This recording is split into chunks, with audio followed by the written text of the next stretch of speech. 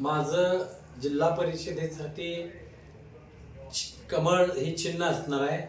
माझ्याबरोबर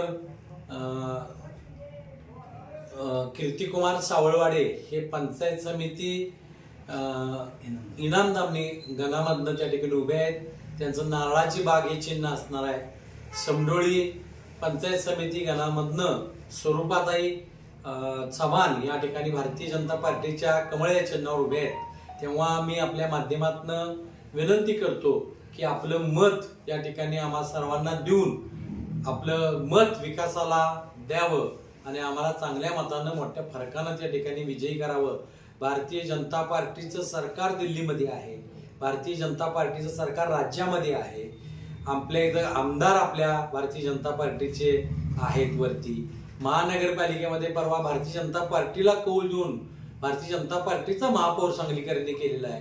तेव्हा आपल्यावर ही जबाबदारी आहे की आपण ही भारतीय जनता पार्टीचे सगळे उमेदवार आणि आमच्या मित्र पक्षाचे जनस्वराज्य पक्षाचा उमेदवार या ठिकाणी मोठ्या प्रमाणात मतदान करून निवडून द्यावं ही विनंती या निमित्तानं मी आपणाला करतो।